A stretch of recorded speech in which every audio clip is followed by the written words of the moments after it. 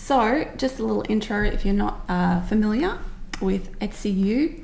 It's a program put on by Etsy, and they invite members of the community like myself who've been selling for a long time to basically take courses with them and then pass that knowledge on to you, other Etsy people, other Etsy sellers or prospective Etsy sellers.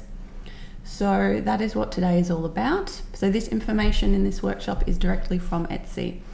And the idea is to, help and educate the Etsy community.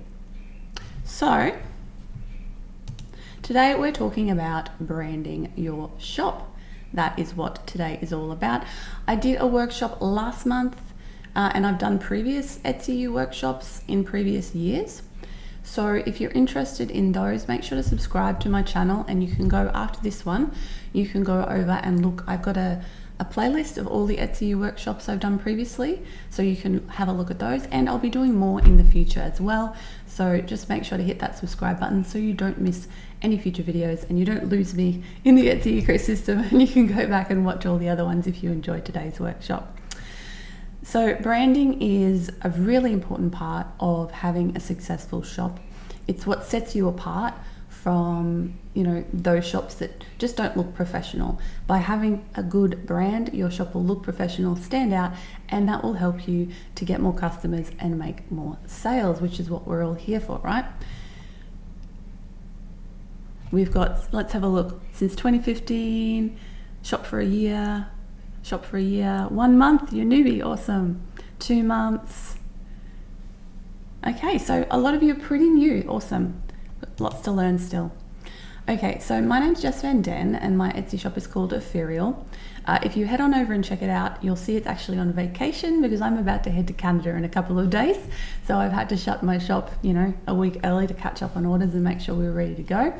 You can always have a look through my sold orders if you are curious about what I make, or check my own website out at ethereal.com. So I'm also the founder of Create and Thrive, where I've been teaching makers for almost 10 years now how to take your handmade hobby and turn it into a thriving and profitable business. I have a podcast called the Create and Thrive Podcast, and obviously my YouTube channel as well, and a membership community, the Thrivers Circle, which has been going since 2015. So I've been around the block for a while. Learned a lot about Etsy. Etsy's where I started my handmade business. Like a lot of people, I just started it as a hobby.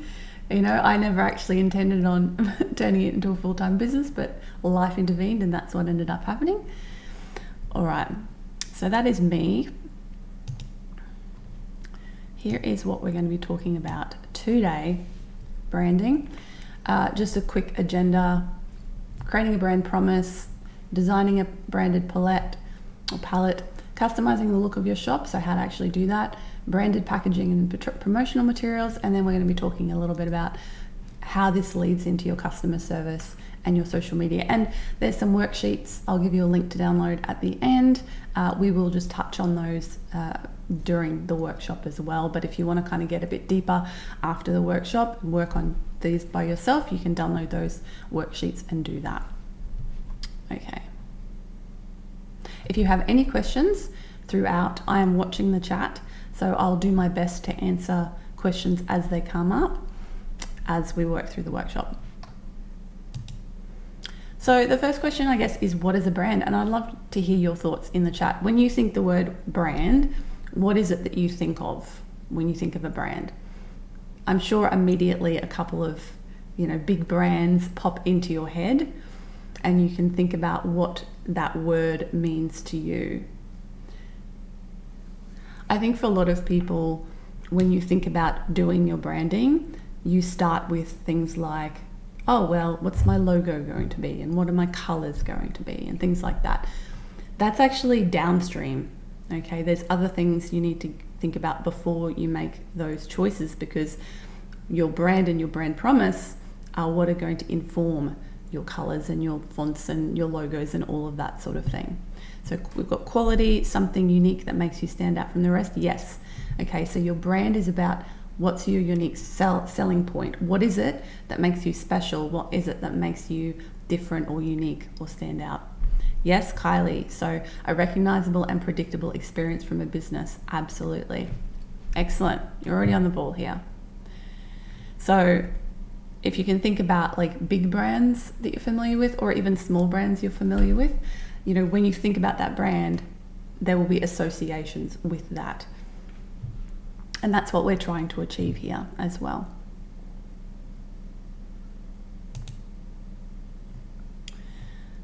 Okay. So it brings the unique story of your business to life, helping your shop stand out from the crowd and connecting you with connecting your products with your target market. Now, people connect with the promise that a business makes to its customers, and that's what, you know, you've all been mentioning, that sort of predictable experience, the thing that stands out. That's your brand promise. That's, you know, the promise you're making, and that promise represents the set of expectations that your customers associate with your business. And that is what we need to start with. So let's think about defining your brand promise. Before we dive into this, I'm curious as to whether any of you who are here already have an idea of what your brand promise is. Feel free to share it with us in the chat if you do.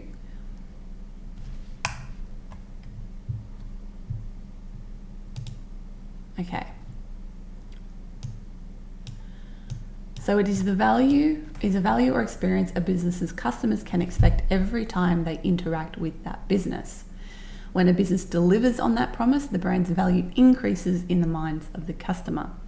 Once you capture what is special about your products, it's easier to communicate that unique selling proposition to your target audience consistently. So this is where we need to start. We need to think about, okay, what are my products? What am I special? What's special about my products? What's unique about my products? Now, you might have the same product or very similar product to hundreds, if not thousands of other people, but you can still draw out what's special about you and your story and your products specifically, okay? And this is where we can sometimes get a little bit overwhelmed looking at our competition and think, oh, well, you know, we're never going to be able to compete. It's not true. You just need to dig deeper and think about what it is that makes your business different or special. And that is what will help it to stand out. So we've got to create a unique friend that will be there for you when you need it most. Yeah, absolutely, that counts as a brand promise. That's really lovely. And then everything is built around that. So everything is built around that brand promise. The types of photos you take, the colors you use, the language you use, okay, all of that is built around that. And of course, we need to know who we're talking to, but we'll get to that in a minute.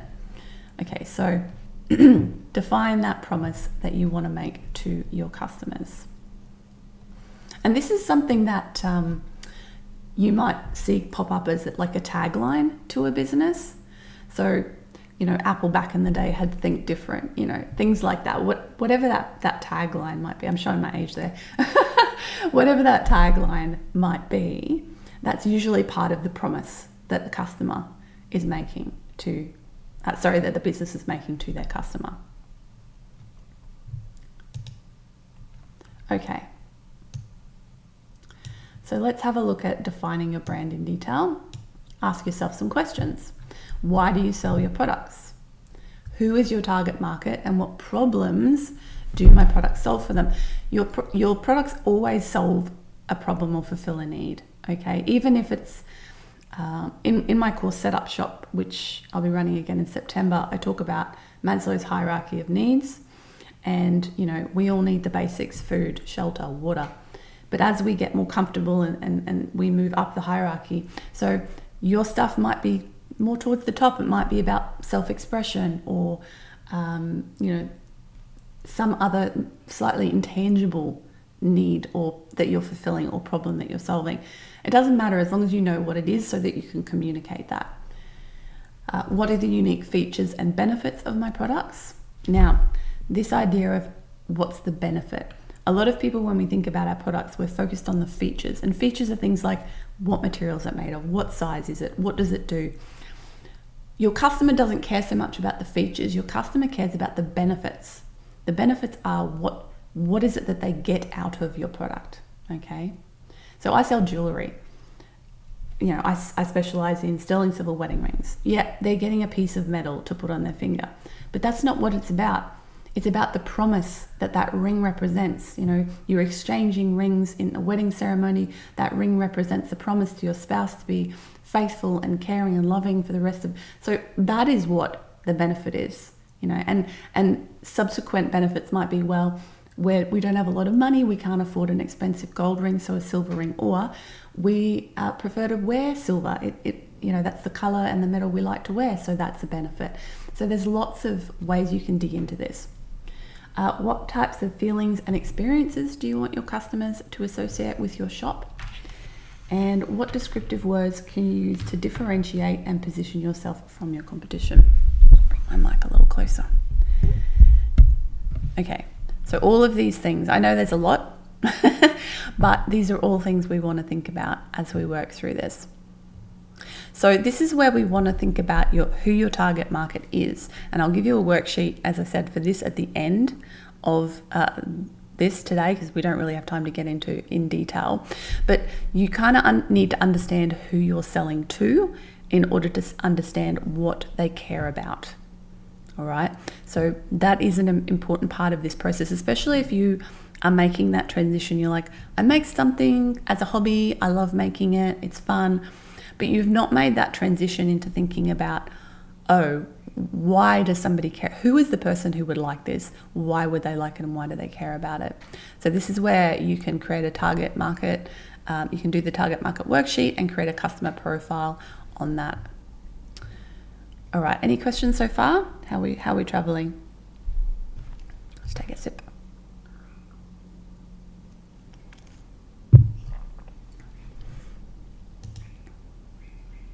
Okay, so here's another exercise that you can do. Again, I've got a worksheet for this at the end, but we can do a quick version of it now. So think about the descriptive words that differentiate your business from your competition. Which words would you use and want other people to use to describe your items? So this is a process of like brainstorming and then focusing. So you want to just write down as many, they say 20, but as many words as you can think of that describe your business, what you make, what's unique about you, and then you want to whittle that list down. So this is just classic brainstorming. Throw out as many words as you absolutely can think of, whittle it down to 10, whittle it down to 4, okay? Because you can't, like 20 is kind of too much. You really want to narrow things down and focus. Find your niche, or something I talk about sometimes is a micro niche. I have a video on that, which is like a niche within a niche. Who says niche and who says niche? We say niche in Australia. There's no T. So that's a nice way to kind of narrow it down. So for example, the pet portraitist, whose 4 words are soulful, spiritual, accessible, and playful, will attract different customers than those who are looking for something sophisticated, experienced, elegant, and chic. All right, so they're both making the same product, but they're making very different types of product that will appeal to very different types of people and a different target market. Okay, so that's a nice one to do. And let's combine this with keywords and SEO for a minute. Those words are the things that are probably going to go in your tagline, in your shop. What's it called? The little bit in your shop underneath your name where you can write a sentence. I always forget what Etsy calls that spot, but you can put that in there in your like tagline.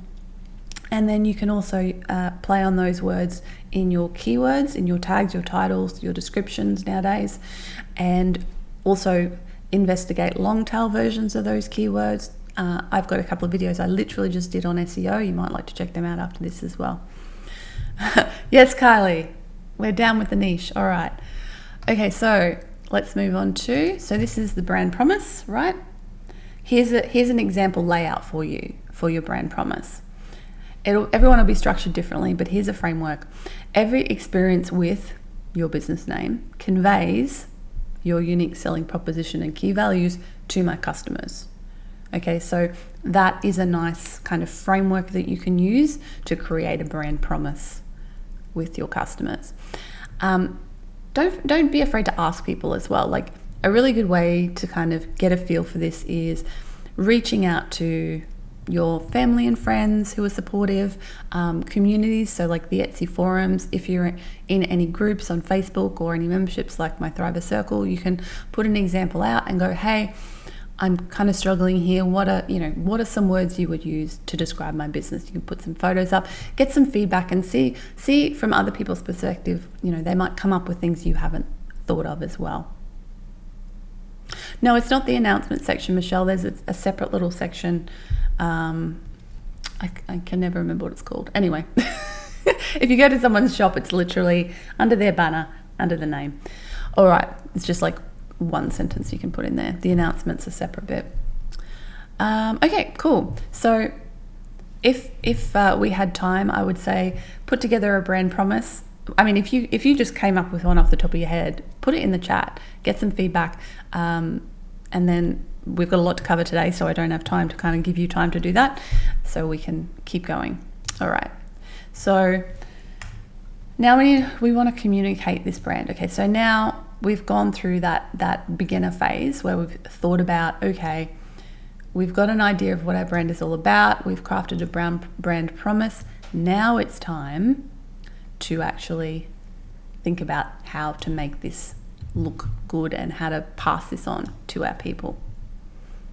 Okay, so before and during the sale and after the sale. So before and during the sale, you've got your shop icon, banner, about section, your product photography. All of those are on your Etsy shop. Fonts, colors, and images that evoke the feel of your brand, okay? You want to keep your image consistent across your marketing and social channels. And you want to write your item descriptions with a tone of voice that reflects your brand's personality, telling the story behind your brand, behind your product, and how it relates to your brand values. Shop title, thank you, Ray. It's the shop title is what I was talking about. And then after the sale, design your packaging to be consistent with your brand's personality and aesthetic. Make sure your customer service philosophy extends to your brand identity. And make sure any marketing, customer loyalty programs, newsletters, social media content has a consistent tone and aesthetic. Okay, so businesses that are well branded, you'll notice everything feels the same. Okay, their photos and their packaging and everything else. Let's do the design palette for your brand. So establishing a brand design palette provides a reference guide for all the visual assets that your business needs. Okay, so it doesn't have to be set in stone, but you want to pick like a limit. Okay, you don't want to go crazy and have every color under the sun available and every font under the sun. It's good to narrow it down a bit. You create clear aesthetic guidelines informed by your brand promise that will help you illustrate the personality and values of your shop while consistently connecting with your target market. The brand palette you choose does not have to be set in stone, but decisions should always tie back to what story and style you want your business to convey to your target market. Okay. So I usually suggest, picking 3 colors and 2 to 3 fonts. 3 is a bit overkill, but 2 is fine. And going from there. Colors, fonts, and photography. What tones and color combinations evoke the personality of your brand?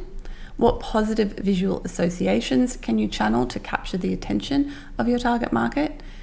And identify 2 to 5, I usually stick with 3, but 2 to 5 complementary hues. You can also have black and white in there. Now with fonts, this is really, really important. Clear and readable. This is a big mistake I see a lot of beginners make, is that they choose really fancy, pretty fonts. And there's nothing wrong with fancy, pretty fonts, except when they're not clearly readable.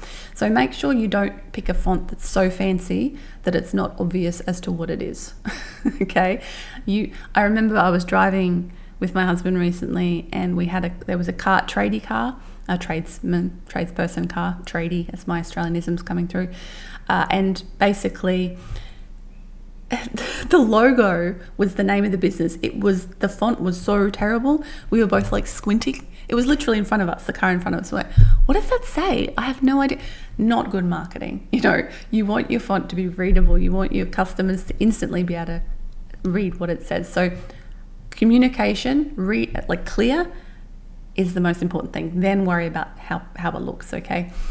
Choose consistent combinations that reflect your brand persona. So if you have a really, like my jewelry business is minimalist, simple. I'm not going to use big flowy fonts because that does not mesh, okay, with my brand persona. Whereas if you had a very floral, romantic style jewelry brand, then those sorts of flowy fonts would work well, okay? And think about the combination too. So you might want like one serif and one sans serif font, or one handwriting font and one type of font. So think about how the combinations go together as well to look good. Okay, your photography should echo your color palette. So make sure whatever you've decided your brand colors are, you need to make sure that the palette is the same, right? So you don't want to use like really muted pastel colors in your branding and then use like super bright primary colors in your photography. You want to make sure they go nicely together. Alrighty, how are we going out there? Hopefully everybody is seeing this all right again. YouTube's telling me it's all good. All right, so let's move on. Okay, so here's a few examples. What feelings, experiences, or images do you think these brands evoke? Okay, so we've got Lula Flora. Fun, bright, happy. Then you've got the Calicut Spice Co. We've got more natural. It feels like eco-friendly and natural and a little bit fancy, but not like super fancy. And then you've got WAAM Industries. Eco-friendly. It has that sort of minimalist Scandi vibe to it. Okay, so just some examples there of, your photos, how your photos can instantly evoke a brand feeling. Okay. So customizing the look of your shop.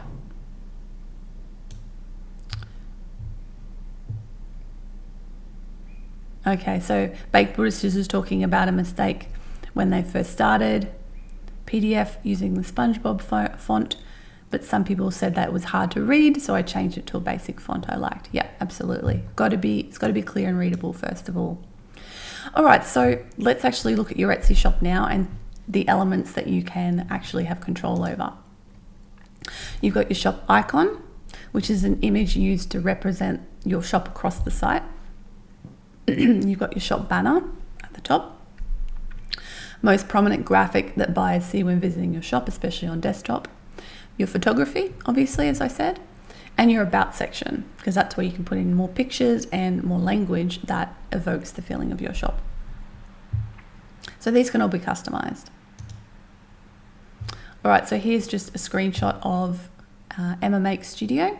You can see her logo or icon at the top left there, and her photo on the top right, and then a couple of images from her business, and immediately those things all fit together really nicely. So here's the icon. So a few things about the icon. Is it easily understood? Okay, if you use a graphic, make sure buyers understand what it depicts and how it relates to your shop. Okay, so she's using an illustration in a colorway that shows up often in her designs.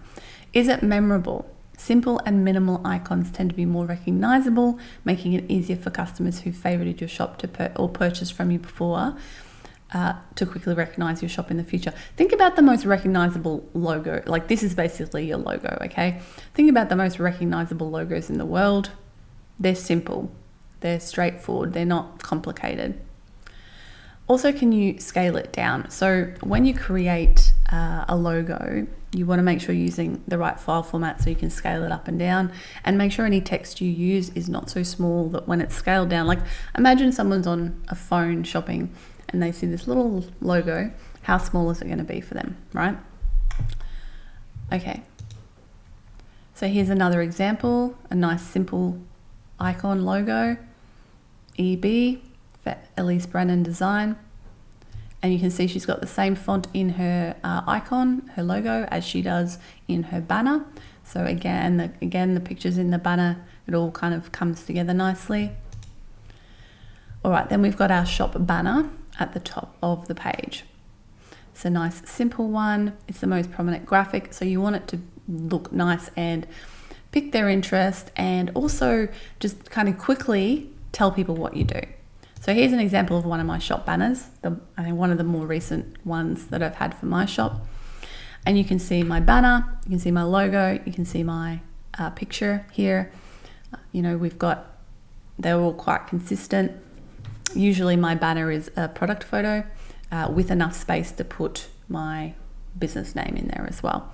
You could also, and I think the one I have on there at the moment, I have a vacation announcement, and I've got like a photo on either side and then a white space in the middle where I've got information that my shop is on vacation. So you can play around with your banner as well. You might like to do seasonal banners, banners for special occasions, but just make sure they're still in line with the aesthetic of your shop. And just because it got cut off, here's just the kind of first few products in my shop as well, and you can see how the aesthetic of those photos works with the aesthetic of my banner as well. Okay, so a few quick tips. Now, if you want to make a banner, I recommend Canva. I actually have a video on how to make a banner with Canva, and there's been an update since I made that video, and I've got it in the pinned comment, I think, under the video about the dimensions. But anyway, you can just go over there and you can use them for free to make a banner very simply and easily. It's great, but make sure you get the right dimensions. It has to be the right size so that it looks right when you upload it to your Etsy shop. So there's a big banner, which is what all the ones we've seen so far are, and there's also a mini banner, which is what we used to have once upon a time, but they're much smaller. But if you don't want your banner to be a big deal, you might go for a mini banner, or you can even not have a banner at all. That is an option, but I think it looks really nice to have a good banner at the top. Okay, so highlight your best imagery so show your products off, an action shot or a styled shot or something that brings your collection together. Use your text sparingly, generally speaking. Remember, if someone's looking on mobile, they want to be able to read it. Reflect major milestones, so seasonal changes and things like that. They say here, similar to updating a window display or rearranging the shelves of a physical shop, right? So keep your banner looking fresh, but avoid changing the graphic too frequently, since consistency is critical to recognizing a brand. So you don't want to change things up too often. Yep, Canva is fantastic. I use it. I've used Canva for like 8 years now for all my graphic design needs, and I love it. I have a pro account now. I had a free one for years and years, though. You can do pretty much everything. One of the nice things about a pro account is you can actually set up your business palette, so you can set up your designs, your fonts and stuff that you use and have them easily accessible. Okay, so here's another cute shop banner. You can tell straight away this is something for kids. It's super cute. Michelle finds it difficult to use. There's a lot of functionality that you have to learn, but I do find Canva simpler than any other software that I've tried. Another one, again, look at that. It's showing off the product. It's showing kids using the product. So it's instantly recognizable as to what it's all about. Very nice. And if you have Etsy Plus, you can have a rotating banner like so, or a carousel. So this is a carousel one, and you can also do a collage. So that's an option for those who have Etsy Plus.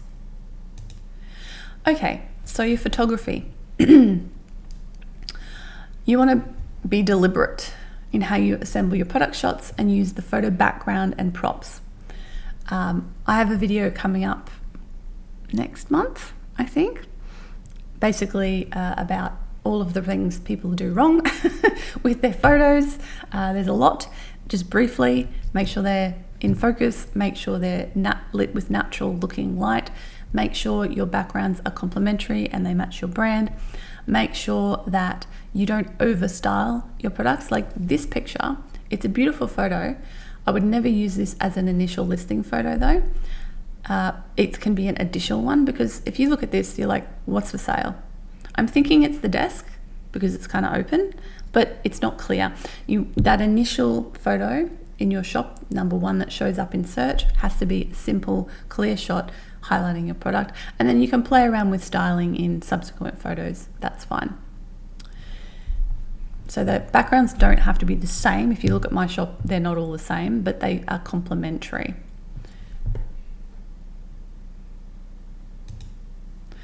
Okay, so featured items, you have in kind of a regular Etsy shop, you've got 4 across the top.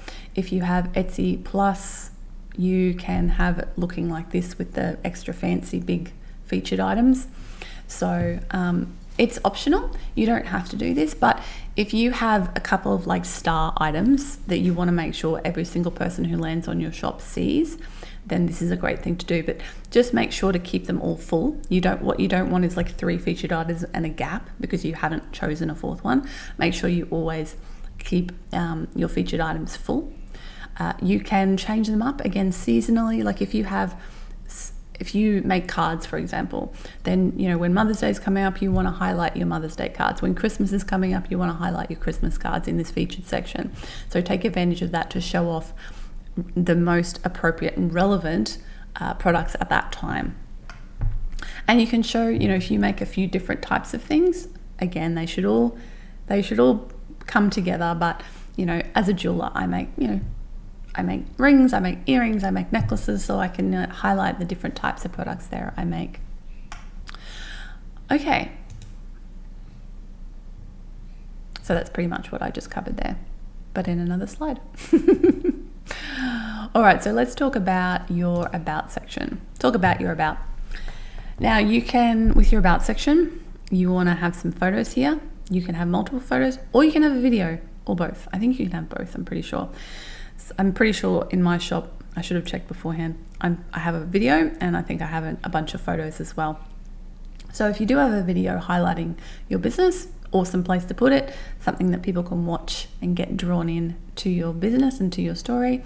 But at least having some photos here that illustrate what your business is about. Again, make sure they're in line with your brand, okay? Very important. So you can tell the story of your business, tell your story, but also I always try to stress with people when they're writing an about section to think beyond that. Don't just think about, hi, this is me, I did this, this is why I'm doing this. Try to think about why your customer would care and try to draw them in to the story a little bit. All right. So if you go have a look at my shop and read mine, you'll see what I'm talking about here. I talk about what the benefits of my business are to my customer, as well as what my story is. Because really, every customer, they care more about themselves than they care about you. So if you can elicit and find a connection with them by using words and phrases and talking about stuff that they will feel, oh, that's me, they'll feel that emotional connection with you, then that's very helpful. So photo carousel videos, show off what makes you unique. So a nice thing you can do in this section, in the photos or in the video, is show you making. It's always a lovely one. So showing behind the scenes. Our video is like us making a ring, obviously not in real time because that'd be like 20 minutes an hour long depending on the ring. But it's like a sped up one. And this is also something you can think about for your product listings, is that video slot in your product listings. If you can take advantage of that, again, make sure it's on brand. It's a really nice thing to do because you can, again, show you making a product, or you can show your product in motion, which is great if you can show the underneath of it, the inside. If someone's it's clothing, you can show somebody moving around in the clothing, show how it drapes. So those things are really useful as well. And then you've got your shop owner photo, which is you. And I strongly advise my students to put a photo of themselves there. I know some people are uncomfortable with that. And look, if you really can't do it, then your logo, I guess, is a good idea here. But it really helps people to connect with you, to see your face. So if you have a nice photo, or if you don't have a nice photo, take one. Remember, Keep the aesthetic of your photo in line with the rest of your shop. Wear the same colors. The back, make sure the background is the same so that it blends seamlessly with the branding and design of your shop. Okay, so let's head over to branded packaging and promotional materials. I'll just have a sip of water. If you have any questions so far, let me know in the chat.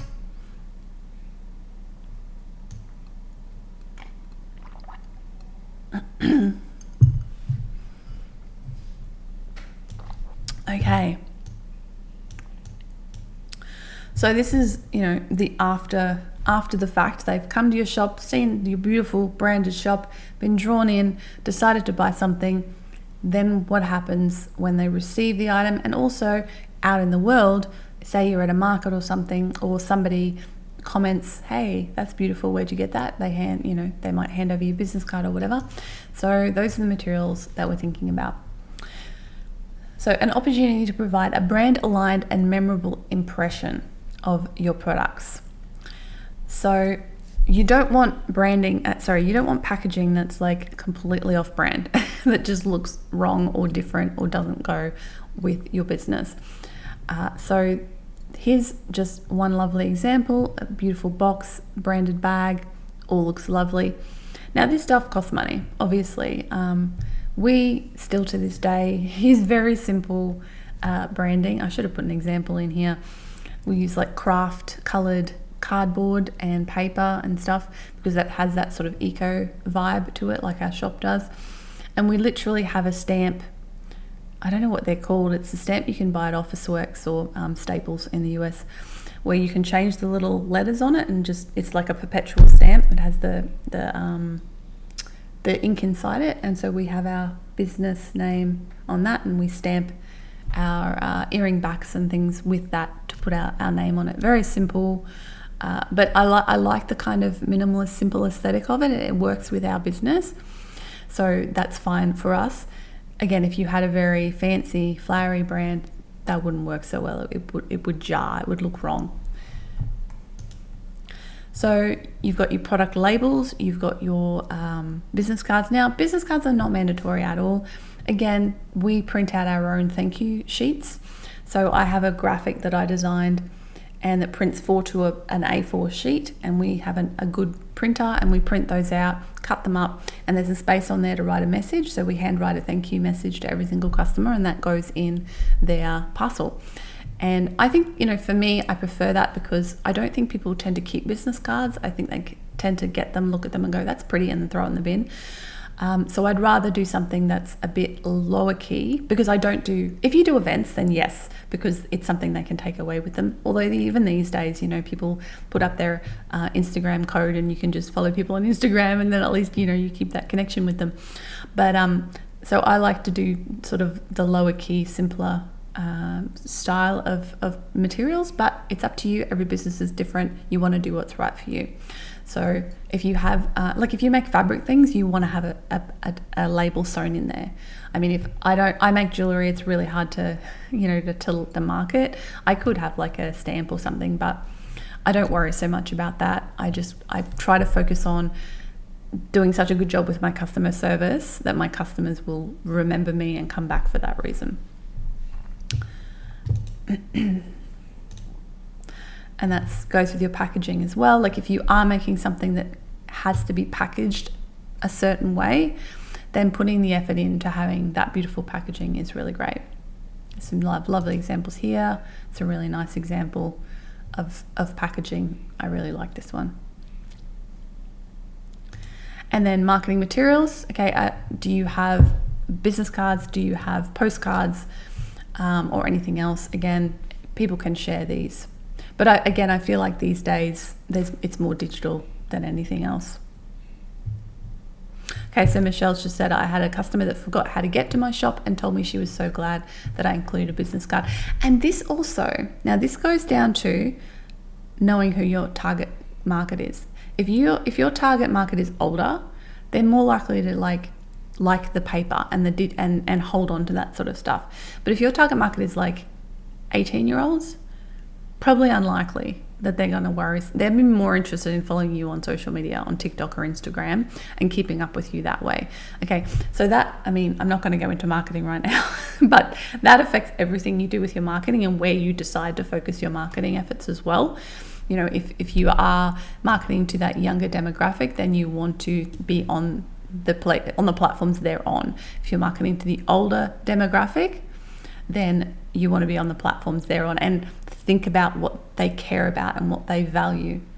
Like, I think our older customers probably really value that nice handwritten message, and I hope to think that the younger ones do too, because it's something unusual these days. You know, nobody gets handwritten letters anymore or handwritten messages, so it's something special and something different, as opposed to, you know, when you order something off eBay or Amazon and it just arrives with literally nothing except the thing in the envelope, which is like, you know, you're not gonna. I don't remember the shops I buy stuff from on those platforms because they don't have any personality, and I don't really care, because I'm generally buying commodities rather than, you know, a commodity is something you don't really care where you get it from. It's just a thing. Whereas when I buy something from someone on Etsy or from another maker, I always remember, because it matters to me, and it's something I'm buying for, usually like a non-essential reason, but because I really love it. Yeah, so Michelle said, I've gotten reviews stating how nice it was to receive a handwritten note. Yeah, it takes a minute, but I think it's really worth it. And that's another reason I send an extra message to every customer. So when somebody buys from you on Etsy, they get an automated message, right? They get an automated receipt from Etsy, invoice, and in that you can edit a message. I don't know about you, I literally never open those. I'm like, oh yeah, there's my receipt from Etsy, archive. However, I then, as a seller, send them a separate message, which is a detailed thank you message. And in that message, I talk about, it's a two-pronged message. I tell them everything they need to know about their order, all the practical stuff, but I also tell them my story and tell them why their purchase matters to me. And since I started doing that, it's amazing the communication and that you get. Like, so many people reply and they tell you their story, and you build a really beautiful customer relationship. I have a whole workshop on that inside my membership community, the Thriver Circle, exactly how to craft that message and why, and so on and so forth. I won't go into it now, but it's a really powerful tool that I think a lot of people are missing a trick on by not using. Okay, so again, for in-person sales, you know, setting up your stand. So this is an example of someone who's got a stall at a market, right? So yeah. So Baked Buddhist has just said, most tarot readers on Etsy just send the reading as a text on Etsy Messenger, but people love the fact I make a branded PDF for them. See, that's a really good idea, because then they're downloading it and then the branding's on there, so they can always go back again. All right, so customer service and social media. I touched on this a little bit, obviously, before, but your customer interactions, what I was just talking about there. Direct messages are one of the most immediate and personal touch points of your brand. And this is the beautiful thing. Oh, I've linked to a few of my videos in this slide. This is the beautiful thing about connecting with your customer at the beginning of the process, because if you create a positive emotional connection with your customer at the beginning of the process, not only are they more likely to leave you a positive review, also if there's a problem, they're more likely to contact you rather than just like opening a case with Etsy, because they already have a connection with you. They know you're a real person. They know you care. So they're going to go, hey Jess, my order hasn't arrived yet. Don't know what's going on. Can you follow it up for me? Or, hey Jess, I got my ring. Oh my gosh, but it's the wrong size. What do I do? You know, and then I talk them through, and I have pre-written pro formas responses for all of these problems, because once you're in business for a while, common problems will arise, okay? And in Etsy, you can keep those snippets of all of the responses you can give to people, and you just personalize them for each person. But yeah, it's so important. Your shop policies. Now this, again, I have a whole video on policies under my Etsy, I think it's on my Etsy playlist on my YouTube channel. Setting realistic expectations for your buyers. Something I always say to my students is always under promise and over deliver. Under promise and over deliver. Never do the opposite. You never want to over promise and then under-deliver, because that is how you get unhappy customers, all right? If you under-promise and over-deliver, they'll be really happy because they'll get more than they thought. So here, an example of that is your processing time. Like our processing time is 1 to 2 weeks, okay? Because we make everything to order, and it takes time to make the jewelry we make. So that's what I have in my shop. And then when people get their stuff sometimes, and I also, with my shipping times, they're also longer, a little bit longer than Australia Post says. So then when people get their stuff faster than they expect, it's not fast, it's like a month later, faster than they expect, they're really happy. They're like, oh, the shipping was faster than I expected. Whereas if you've done the opposite and gone, I've got to get everything, I've got to do a three-day turnaround, I have to make sure and then you can't keep up with that because you're too busy and it's not sustainable, and then stuff is always late, and then you get unhappy customers. So just an example of that. FAQs is great. So having the FAQ section where you can answer those frequently asked questions. And again, the longer you're in business, the more you'll know what these FAQs are, and you can just fill them out. All right, so that's just the details of what I was talking about before. Yeah, and creating those prepared responses in Etsy messages. Use the snippets tool, so helpful. To make, it saves you time. Like that message I said I send to my customers, I have a pro forma, and then I just change a couple of little details. So it takes me like 30 seconds to send that to a customer, but it's well worth the time. I don't think there's anything more in detail here that we need to talk about. Yeah, so payment options, delivery times, all very important. Okay. We'll briefly touch on Star Seller here because I know it's something a lot of people worry about. Again, I have a couple of videos on this. I'm not a huge fan of this program. I won't go into why now because I've discussed that in previous videos. I'm never going to qualify for it. Again, in previous videos, I've talked about why I don't do tracking on all my orders because it's too expensive in Australia. So, I don't fuss too much about Star Seller. I do like that they did they've broken it into the separate badges now so that you have, you can qualify for, speedy shipping or whatever, even if you can't qualify for the whole program. But this is just the things that you need to do to apply to actually get Star Seller. So responding to 95 plus of first messages within 24 hours. Remember, you can always use the autoresponder feature to make this happen for you. 5-star ratings. I get this badge in my shop, but I don't get the postage one. I should get the response rate one soon, I think, but I don't know. I'm on vacation now. I'm not too worried about it until I get back. And the postage. Orders have to dispatch on time with tracking or with an Etsy postage label. So if you're, that's what you have to do to get Star Seller. Social media. All right, so most of us probably do some sort of social media marketing. Personally, my main focus is Etsy search. That's where most of my customers come from, and that's what I prioritize. And the reason I do that is because the majority of my customers are one-time customers because they buy their wedding rings from us. And you'd hope they're one-time customers. Honestly, more than you would think come back because they lost their ring and they need a replacement. I've had one person who's bought the same ring 4 times from me because they've lost it 4 times, which is a real honor as a maker to have someone keep coming back to you. But I feel sorry for them that they had to do that. So whereas if you have a soap business or a candle business or something that some people are more likely to buy from you over and over again, then prioritizing the sort of marketing where people can connect with you, stay connected with you is going to be a really good idea because you can continue having that touch point with them, and then they're more likely to remember you and come back. Whereas those of us who have to prioritize new customers need to focus more on bringing new people in. So we need to focus more on things like Pinterest, which is like a visual search engine, and Etsy search and Google search and all of those things that are going to bring us new customers rather than focusing on the repeat customers. I do have a lovely loyal set of earring collectors who collect my earrings, and that's amazing. So yeah, I have like a couple of different target customers in my business, and you might find the same. All right. Oh, where's my mouse? There it is. So you want to weave your brand messaging and your visuals in your social media so it looks consistent with your shop. So keep your aesthetic, mind your tone, think about how your language and your tone aligns with your products and how it will strike your audience. Okay, so yeah, positive, cheerful captions. If you sell colorful soaps, you want to make sure you're not using language that is alienating to your target customer.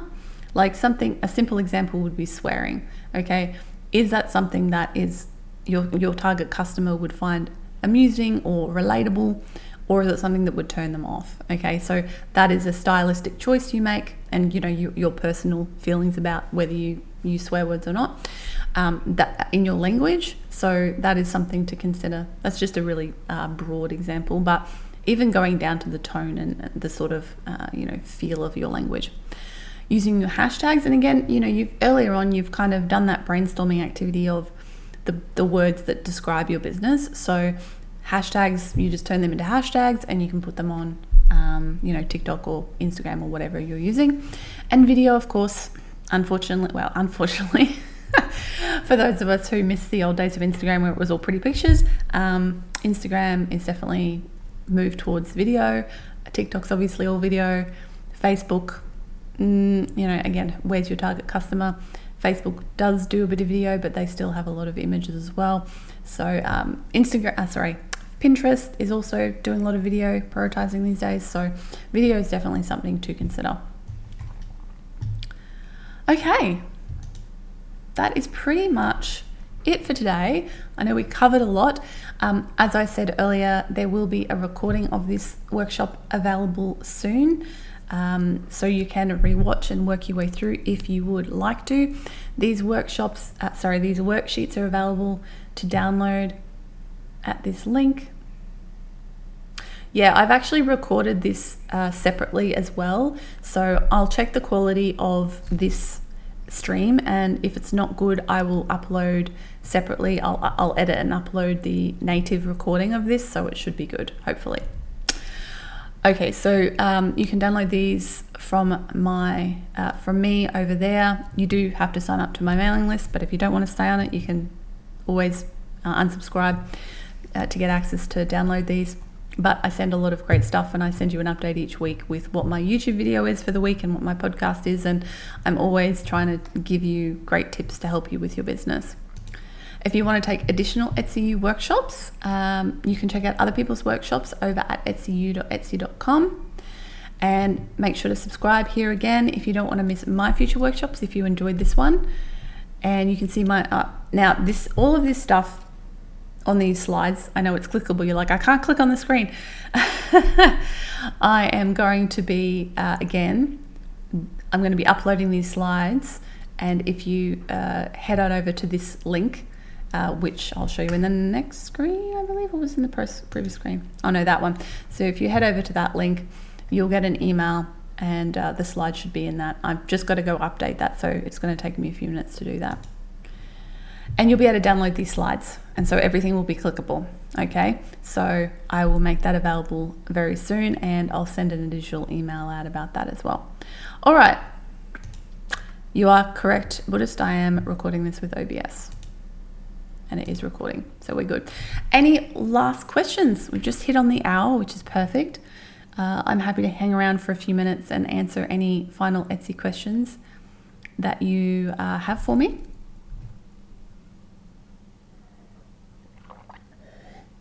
Yeah, it might be that YouTube might have down regulated your view, so it might have taken you down to 420 or something when it was buffering. So you might have had to change it back up to the higher quality. Sounds like that's what Michelle did.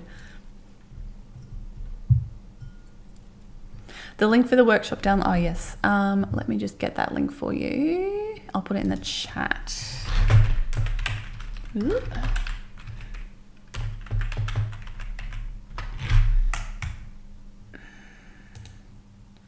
Second.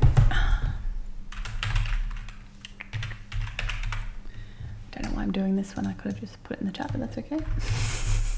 Getting ahead of myself here. Here we go. Right, that's the link. Again, I haven't updated it yet, So the slides in there, did I update the slides? Because I did a branding workshop last year, or the year before, might have been 2 years ago. So I just need to put the new slides in there. Actually, let me just do that here. Ask any questions you have. And while I just quickly update this so it's updated for you right now. Right, I think that's the right one. Good, okay. Edit link. So excellent. So it's going to say, it's going to give you all of the Etsy workshops to download, to watch the recordings and download the slides. The recording will be the old branding recording until I've got the new one up, which will take me a little bit of time to do. And so many windows. Awesome. Okay. Thank you all so much for joining me today. Apologies for the buffering issue. I really don't know what happened there, but it fixed itself. I really appreciate you spending the time with me. I love teaching. I love sharing this stuff with you all. And it's just always super fun to do it live because I can answer your questions and I can talk to you, which I really, really enjoy. Michelle has a question. I can't recall, but were you saying to use tags in the section below our shop name? Yeah, so the shop title is actually, if you look at your shop in Google, I believe, then that shop title comes up. So you want to make sure to put your main keywords for your shop in that shop title section. Don't just like put a bunch of keywords, make it a sentence. So create a sentence. Let me find my shop. And I can't remember off the top of my head exactly what mine says. I mean, I remember what words are in it, but so sterling silver wedding rings plus jewelry, eco and modern. So I've kind of just, made a phrase there with all of my keywords, but in a way that, doesn't sound weird, or not too weird anyway. Yeah, so the shop title, awesome. As I said, remember, I have a bunch of these workshops previously recorded. I did one literally last month that was getting started on Etsy. So if you are a newbie, that's a really good one to go and watch because I kind of go through all the basics of how to get started with Etsy. If you do want more help and guidance with this from me, obviously I've got a bunch of stuff for free on YouTube. In September, I'm running my flagship course, Set Up Shop, which is a very affordable 30-day course.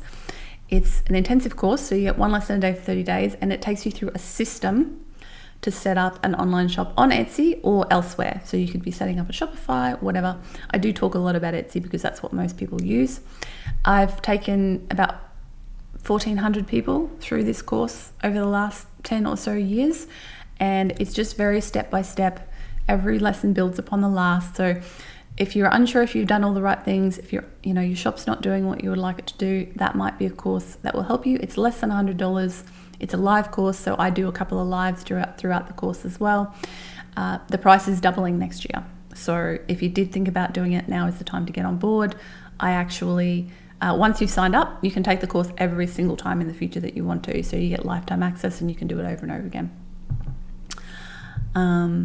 Lots of views but minimal sales. So conversion rate, Michelle? Yeah, so that's something to think about. What is it, my pricing? Is it I don't have enough photos to convince them? Is it my description needs more work? There's lots of things you can tweak there, definitely.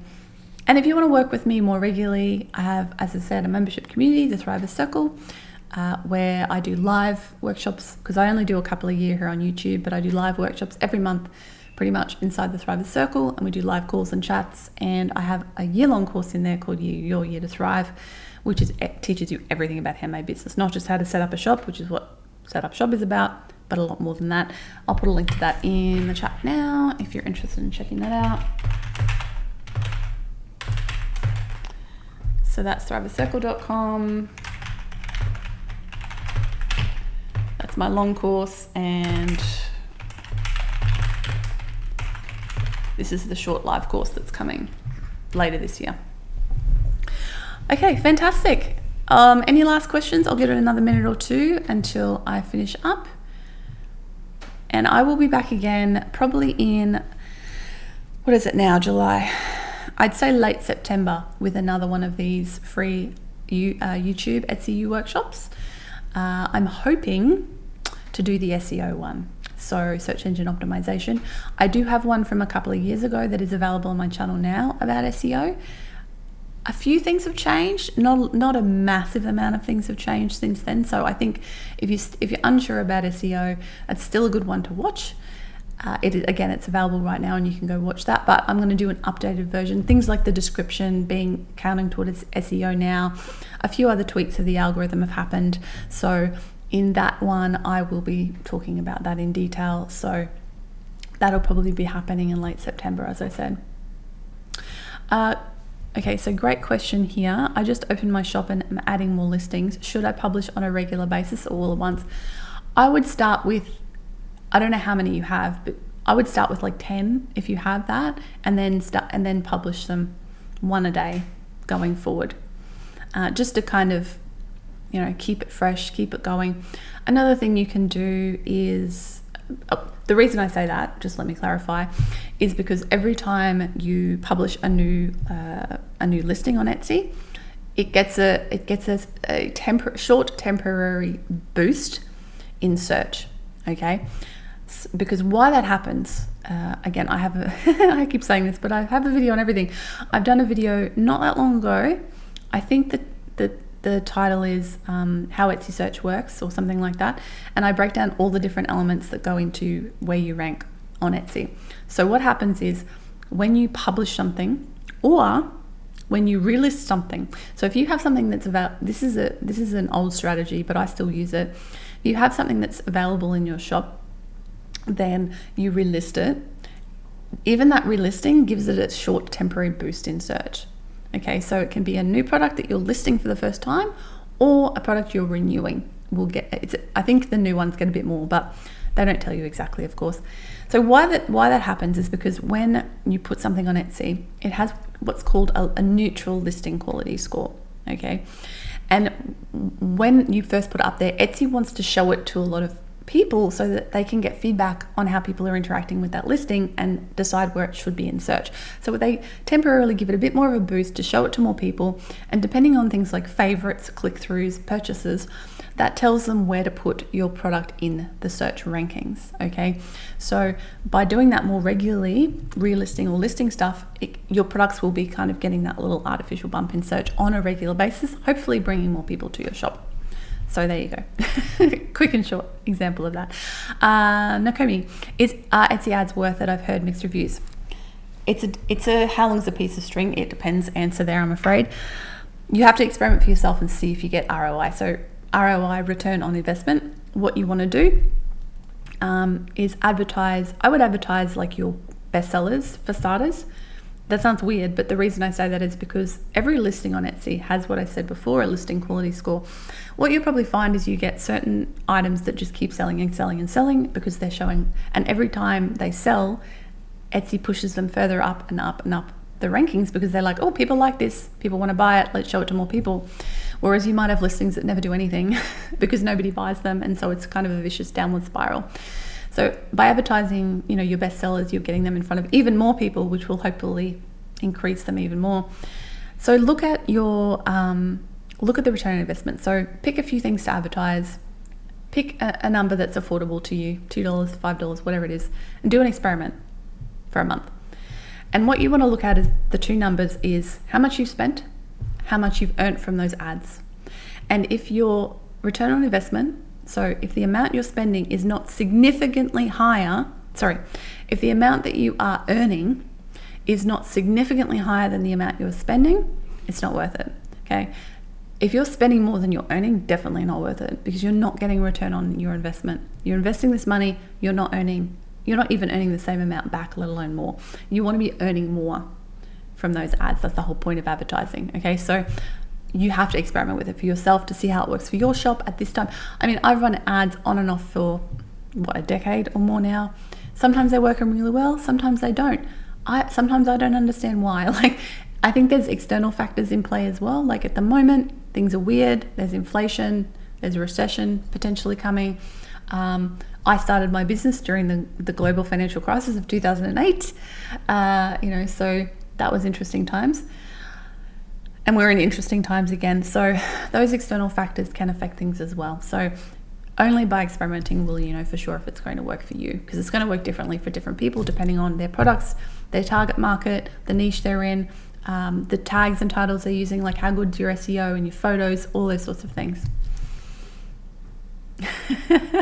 Yeah, I mean, try it. As long as you can afford the budget to try it, give it a go and see how it works for you. And yeah, nothing wrong with TikTok and Facebook and word of mouth. They're all great ways to drive customers to your business. I'll give you 5 more minutes if anybody else has any more questions.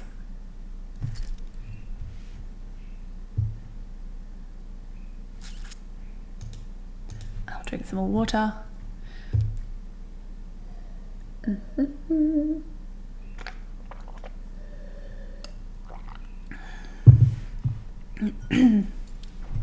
No worries, Nakomi, you're welcome.